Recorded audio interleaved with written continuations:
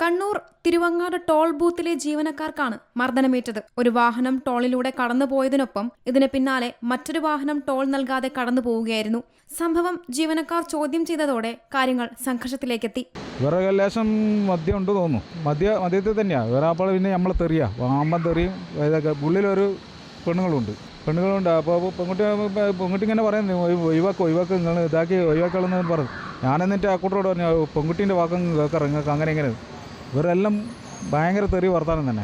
Last ഇവർ വണ്ടിയിൽ നിന്ന് ഇറങ്ങി വന്നിട്ട് ലാസ്റ്റ് നമ്മളെല്ലാം അടിക്കാൻ നോക്കിയത് നമ്മളെ ശരീരം വേദനത്തിൽ നമ്മൾ അങ്ങോട്ടും ഇങ്ങോട്ടും ആക്കി പിടിച്ച് ഇതാക്കി. പിന്നെ ഇവർ പോയിട്ട് വരുന്നവിടെ നമുക്ക് ഇങ്ങനെ കാണി. പിന്നെ ഒരു 10 മണിക്ക് അങ്ങനെ കാണാൻ ഒരു 10-15 ആൾ വരുന്നു. വാക്കേറ്റത്തിന് പിന്നാലെ 20ഓളം പേരടങ്ങുന്ന സംഘം ടോൾ ബൂത്തിലേക്ക് എത്തുകയും അതിക്രമിച്ച് ഓഫീസിലേക്ക് കടക്കുകയുമായിരുന്നു. ജീവനക്കാരുടെ മൊബൈൽ അടിച്ചു തകർക്കുകയും ടോൾ ബൂത്തിലെ കമ്പ്യൂട്ടർ ഉൾപ്പെടെ നശിപ്പിക്കുകയും ചെയ്തു. ആക്രമണത്തിൽ ടോൾ ബൂത്തിലെ സെക്യൂരിറ്റി ജീവനക്കാരനുൾപ്പെടെയുള്ളവർക്ക് പരിക്കേറ്റിട്ടുണ്ട്. അതേസമയം ടോൾ ബൂത്തിൽ സൂക്ഷിച്ചിരുന്ന പണവും നഷ്ടപ്പെട്ടിട്ടുണ്ടെന്നാണ് ജീവനക്കാർ ആരോപിക്കുന്നത്. സീ മലയാളം ന്യൂസ്, കണ്ണൂർ.